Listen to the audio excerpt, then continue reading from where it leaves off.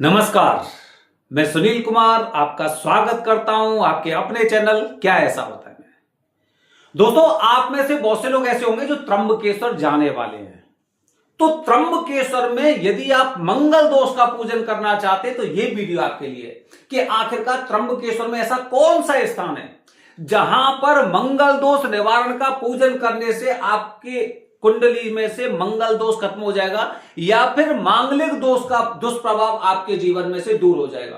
दोस्तों, पूरा वीडियो देखिए। यह वीडियो खासकर उन लोगों के लिए जो लोग काल सर्प दोष से मुक्ति पाने के लिए त्र्यंबकेश्वर जाते हैं। यदि आप भी जाने वाले तो निश्चित रूप से ये वीडियो आपके जरूर काम आएगी। इसे अपने पास सेव करके रखिए। और यदि आपके चिर परिचित जो भी लोग हैं, रिश्तेदार हैं, मित्र हैं, जो भी त्र्यंबकेश्वर में जा रहे हैं, उनके लिए वीडियो जरूर फॉरवर्ड करिए, क्योंकि ये उनकी कुछ आंखें खोलने वाली भी है।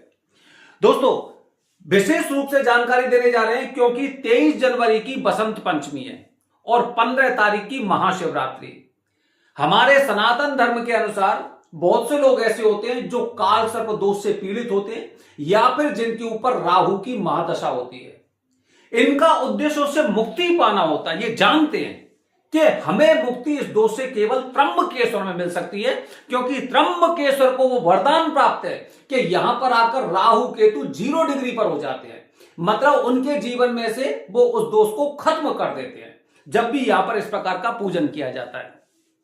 तो ऐसे लोग कुछ विशेष मुहूर्त का समय देखते हैं। काफी लोगों की मानसिकता होती है कि मुझे तो ये पूजन सावन के महीने में ही करना है। काफी लोग ऐसे होते हैं जो ये कहते हैं कि मुझे नाग पंचमी को करना है। इसी प्रकार से दोस्तों, काफी लोग ऐसे होते हैं जो सर्वश्रेष्ठ मुहूर्त, कोई भी सर्वश्रेष्ठ मुहूर्त होता है, क्योंकि सर्वश्रेष्ठ मुहूर्त में सभी पूजा का फल बराबर मिलता है। चाहे मैं बसंत पंचमी को करता हूं या फिर मैं अक्षय तृतीया को, महाशिवरात्रि को, नाग पंचमी को, ऋषि पंचमी को करता हूं, तो मुझे इसका फल प्राप्त हो जाता है।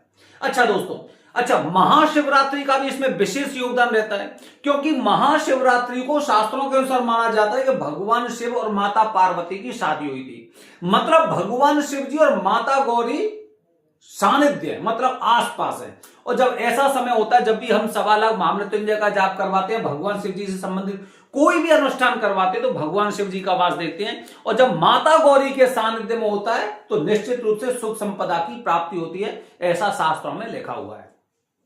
तो आप में से जो लोग भी विशेष मुहूर्त को देखते हुए बसंत पंचमी 23 जनवरी या फिर महाशिवरात्रि को वरदानी पंडित जी द्वारा पूजन करना चाहते, तो पहले से पंडित जी से पहले आप रुकने के लिए जगह फिक्स कर लीजिए, अन्यथा बहुत समस्या आपको होने वाली है। दोस्तों, ध्यान रखिए कि वरदानी पंडित जी आपको मिलना तो बड़ा मुश्किल वाली बात है। मैं पहले से दावे से कह रहा हूं, और जो लोग मेरा ये वीडियो देख रहे हैं उनकी आंखें भी खुल जाएंगी कि आखिरकार जिनसे वो पूजन करवाने वाले हैं वो वरदानी पंडित जी हैं या नहीं है।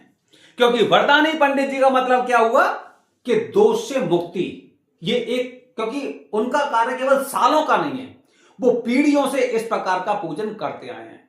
तो ध्यान रखिए, पहले से अपनी बुकिंग कर लीजिए। इंटरनेट पर आप वरदानी पंडित जी त्र्यंबकेश्वर या त्र्यंबकेश्वर के जो लोग हैं उनसे आप पहले से संपर्क कर सकते हैं, या फिर अगर किसी प्रकार का आपको शंका है तो इस दिए गए नंबर पर संपर्क कर सकते हैं, हम आपकी मदद करेंगे। लेकिन कुछ बातें आपको ध्यान रखनी है, कुछ बातें याद रखनी है, क्योंकि विशेष मुहूर्त पर मेरी छोटी से छोटी गलती बड़ी नुकसानदायक साबित हो सकती है।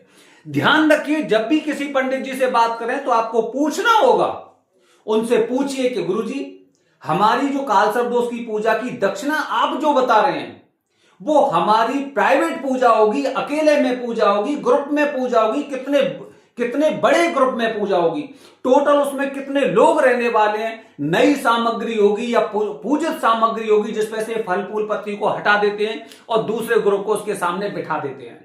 ये सारी चीजें आपको पूछनी होगी, क्योंकि नई सामग्री का मतलब केवल जो मंडल होते हैं, 5 चौकियां होती हैं, उनसे नहीं है। ध्यान रखिए, विशेष मुहूर्त होता है, बहुत बड़े बड़े ग्रुप में पूजा होती है, हमें ग्रुप का हिस्सा नहीं बनना है, हमें सामूहिक का हिस्सा नहीं बनना, और वो भी इतने बड़े का कि हमें यही नहीं पता है कि कौन से उच्चारण के साथ हम कौन सी विधि करने वाले हैं। तो इसका ध्यान रखिए। तो उनसे पूछिए मेरे सामने कितनी चौकी होंगी, ये सवाल आपको पूछनी चाहिए, क्योंकि जिम्मेदारी आपकी बनती है। काफी लोग हमसे कहते हैं कि ये तो पंडित जी को पाप लगेगा अगर कुछ भी ऐसे होता। पंडित जी को पाप नहीं लगेगा क्योंकि पंडित जी अपनी पूजन करवा रहे हैं। सवाल आपके होते, जिम्मेदारी आपकी पहले से आपको पूछना चाहिए था। ठीक है, तो इन बातों का जब आप पूछेंगे तो निश्चित रूप से आपको वरदानी पंडित जी की आप खुद पहचान कर सकते हैं। इसके अलावा दोस्तों, जब भी त्र्यंबकेश्वर जाएंगे तो ध्यान रखिए, त्र्यंबकेश्वर जाएंगे तो आपको ध्यान रखना है, आपको उनसे एक सवाल जरूर कहना है कि गुरुजी मेरी कुंडली में मंगल दोष भी है और मुझे मंगल दोष से मुक्ति पाइए, तो क्या ये बताइए कि इसके साथ में मेरी मंगल दोष की पूजा हो जाएगी, और हो जाएगी तो कहां होगी। दोस्तों दावे से कह रहा हूं, मैं दावे से कह रहा हूं 100 में से 100 लोग मंगल दोष की पूजा के लिए आपसे मना नहीं करेंगे, क्योंकि इंटरनेट पर जितने नंबर चल रहे हैं या फिर जितने भी वो लोग हैं उसमें से 95% ऐसे जो वरदानी पंडित जी है ही नहीं है। क्योंकि अगर उनसे मंगल दोष की पूजा की पूछा जा रहा है तो उन्हें सबसे पहले बोलना चाहिए कि यह मंगल दोष की पूजा का स्थान नहीं है।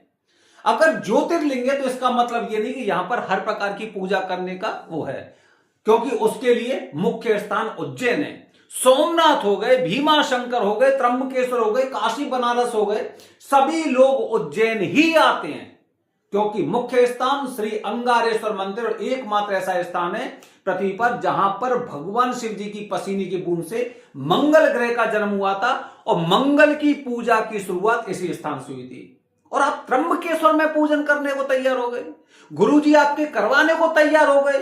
कैसे वरदानी पंडित जी होंगे? जो गुरु हमें ज्ञान ना दे, जो गुरु हमें सही रास्ता ना दिखाए, वो हमारा पूजन क्या करेंगे? ये तो आजीविका का स्रोत हो गया ना, कि उन्होंने बताया ठीक है हम आपका पूजन यहां पे कर देंगे। क्यों कर देंगे?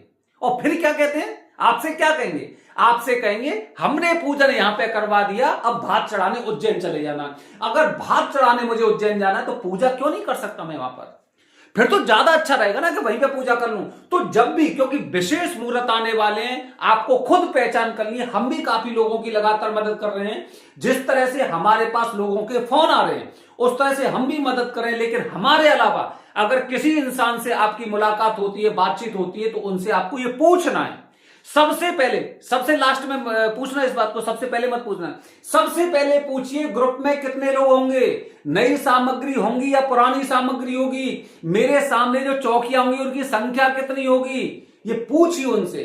कितने सालों से कार्य कर रहे हैं, क्योंकि सालों वाले गुरुजी से काम नहीं करना, मैं पीढ़ियों वाले गुरुजी से काम करना है, मैं वरदानी पंडित जी से काम करना, उनसे पूछिए।